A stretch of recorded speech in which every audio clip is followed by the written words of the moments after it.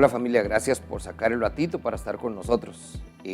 A pesar de que es un espacio virtual, igual quisiera invitarle a que si tiene su Biblia por ahí, vaya un momentito y la traiga y pueda buscar Mateo 8. Hoy vamos a estar ahí a partir del verso 23. Este es un texto que es lo que quisiera compartir hoy, porque en medio de tiempos tan convulsos como estos, donde estamos llenos de temor, de angustia, de incertidumbre, de pánico inclusive, hay mucha gente que no sabe ni qué hacer. Estamos bombardeados por las noticias, estamos bombardeados en nuestro WhatsApp, estamos bombardeados por lo que vemos en Facebook. Y al final, cuando yo me pongo a pensar es ¿qué hacemos? ¿Qué decimos? ¿Qué conversamos hoy? Lo único que entonces viene a mí es, yo lo que quisiera es que hagamos una pausa, que nos detengamos un momento y que recordemos quién es Dios. El ejercicio que vamos a hacer hoy son 3 pasos sencillos. Vamos a pausar, vamos a rebobinar para recordar quién es Jesús, el que está con nosotros, y vamos entonces ahora sí presionar reproducir para poder entonces, a partir de la realidad de que Cristo está en nuestra vida, que las cosas sepamos que van a ser muy diferentes. Así que, ¿qué le parece si comenzamos el estudio y me acompaña entonces Mateo 8, verso 23? Leo para ustedes en Nueva Traducción Viviente. Luego Jesús entró en la barca y comenzó a cruzar el lago con sus discípulos. De repente se desató sobre el lago una fuerte tormenta con las olas que entraban en el barco, pero Jesús dormía. Los discípulos fueron a despertarlo. «Señor, sálvanos, nos vamos a ahogar», le gritaron. «¿Por qué tienen tanto miedo?», preguntó Jesús. «¿Tienen tan poca fe?». Entonces se levantó y reprendió al viento y a las olas, y de repente hubo una gran calma. Los discípulos quedaron asombrados y se preguntaron, ¿quién es este hombre que hasta el cielo y las olas le obedecen? ¿Les parece si oramos? A partir de ese momento que el Espíritu tome control y nos guíe en nuestro estudio.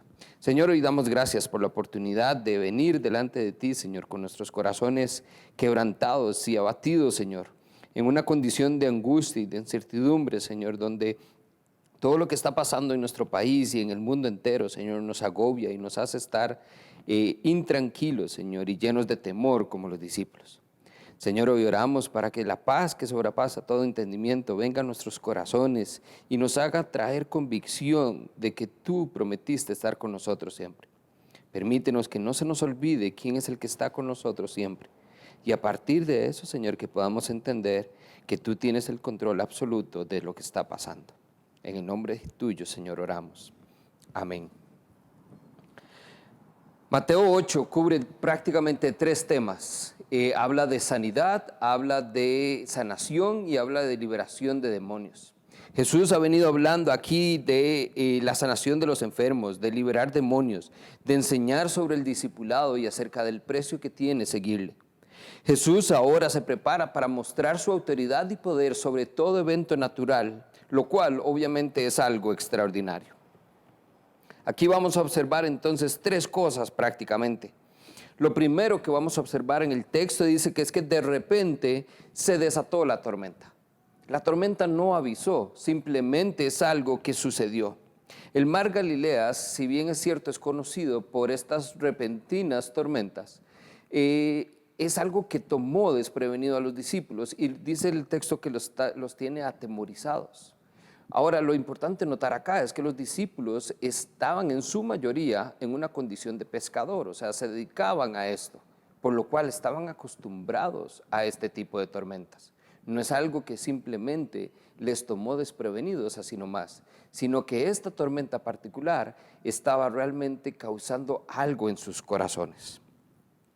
Aquí inmediatamente encontramos también un contraste muy dramático, porque dice que mientras los discípulos están en pánico, Jesús dormía. Ahora, cuando vemos que Jesús está durmiendo, podemos hacernos muchas preguntas de por qué lo hace. Lo primero que podemos pensar es que es hombre, está cansado, está haciendo una siesta muy merecida quizás. El punto acá, y es lo que nos asombra del texto, es que la verdadera razón de que Jesús esté durmiendo, a pesar de las circunstancias que estaban pasando, es que Jesús tenía su mente y su corazón en el Señor, en su Padre. Sabía que Él lo estaba cuidando a pesar de lo que estaba sucediendo ahí. Jesús entonces está tranquilo, pero sus discípulos estaban gritando: Señor, sálvanos, porque nos vamos a ahogar. Ahora, ¿cuántos de nosotros en este momento estamos en esa misma situación? ¿Cuántos de nosotros ahorita, Señor, estamos gritando: Señor, sálvanos, porque nos vamos a contagiar?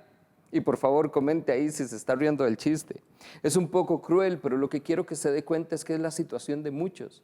Algunos se están riendo de lo que está pasando y no lo están tomando la seriedad del caso, pero otros están tan asustados y tan en pánico que incluso si yo estornudara en este momento, cierran la computadora y la llenan de Lysol.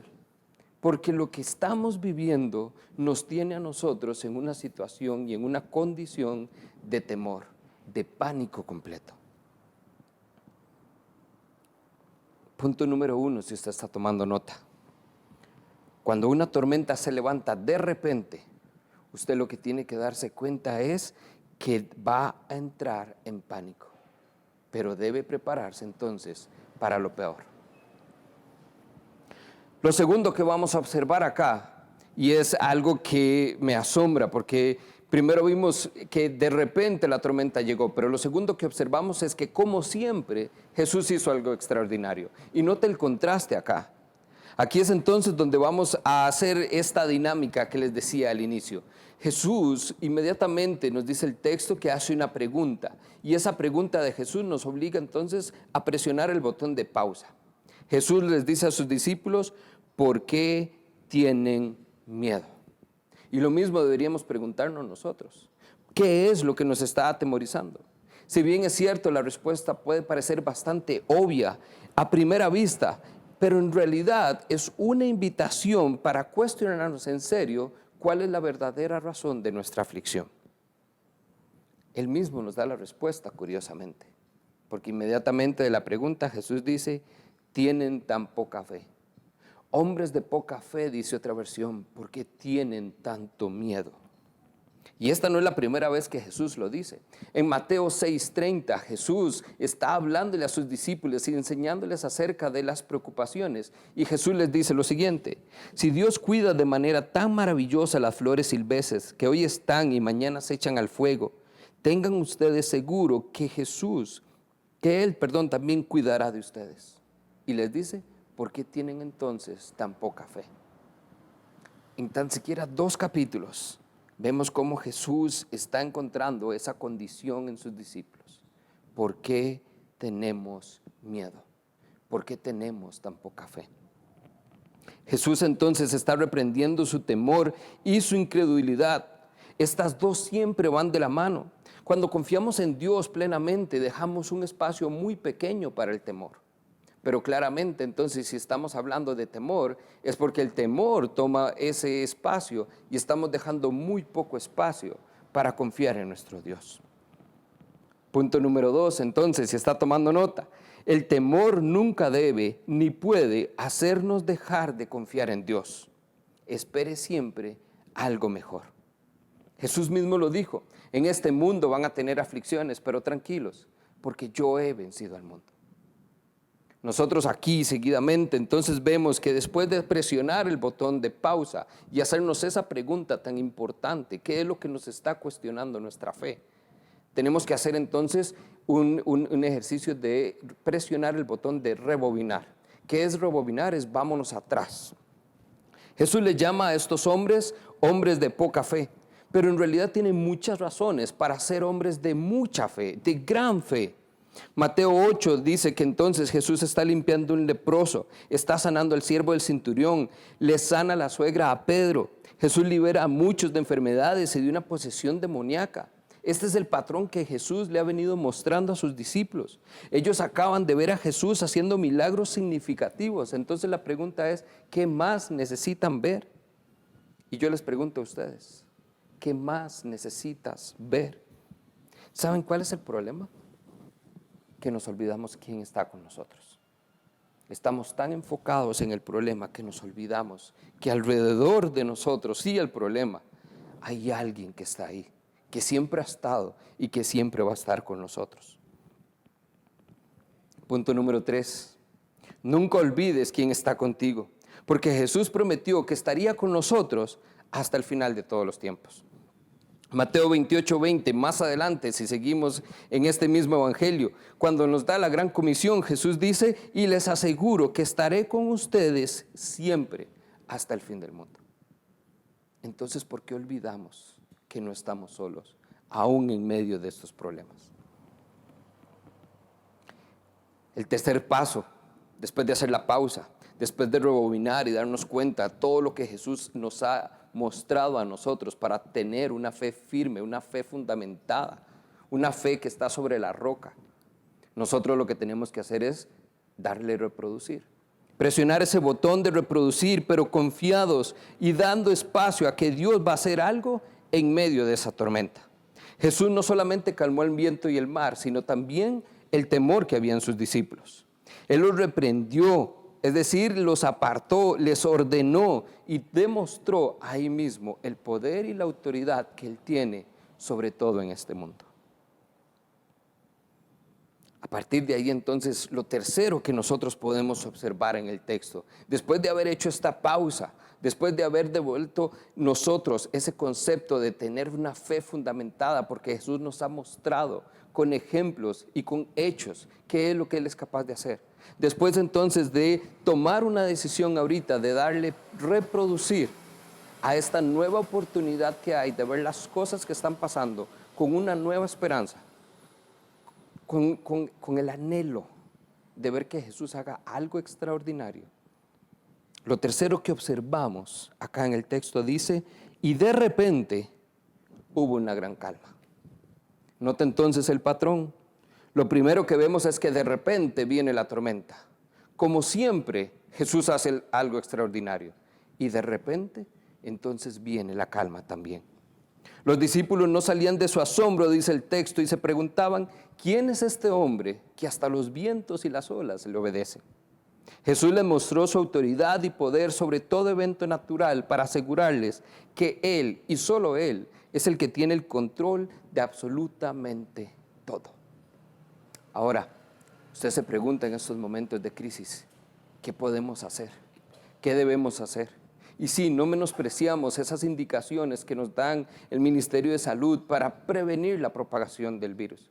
Pero la pregunta que nos hacemos es: ¿qué en nuestras manos, en nuestra poca capacidad podemos hacer? Y la respuesta es: nada. Porque el único que tiene ahorita el control sobre lo que está pasando y sobre lo que va a pasar es nuestro Señor Jesucristo. Punto número 4. Dios tiene el control sobre toda su creación, y eso nos incluye a usted y a mí. Somos la corona de la creación, dice. Por lo tanto, Él también tiene control sobre nosotros. Salmo 89, versos 8 y 9 dice: ¿quién, Señor, como tú, Señor Dios todopoderoso y rodeado de poder y de fidelidad? Tú que gobiernas el mar embravecido, tú apaciguas sus encrespadas olas. ¿Quién sino el Señor tiene realmente el control de lo que hacemos?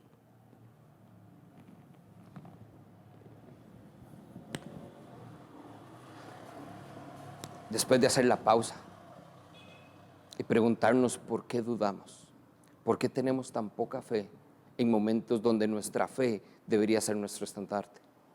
Después de entonces de rebobinar un poco nuestra vida y ver atrás, porque estoy seguro que lo ha hecho en mi vida y lo ha hecho en la suya, y de ver cómo Dios nos ha mantenido todavía a pesar de muchas dificultades, a pesar de muchas aflicciones, a pesar de muchas enfermedades.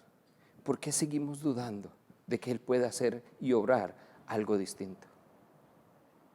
Anímese y vuelva a presionar ese botón de reproducir, pero confíe en que lo que ahora va a pasar es porque el Señor así lo tiene, porque su voluntad es buena, es agradable y es perfecta. No es lo que usted y yo esperaríamos, pero es lo que ya Él dispuso de antemano. Termino porque no tenemos ahorita un equipo de adoración, pero quisiera entonces hacer referencia a una canción de Marco Barrientos, donde él canta que Jesucristo es el que reina con poder. Le llaman soberano y victorioso Rey. Ni la muerte pudo detener tu poder para vencer, dice. Dios de lo imposible, te adoramos. Eres invencible, soberano. Tuya es toda la gloria y tuyo es todo el poder. Amén. Que esta familia sea un tiempo donde podamos recordar que Jesús es el único que tiene el control.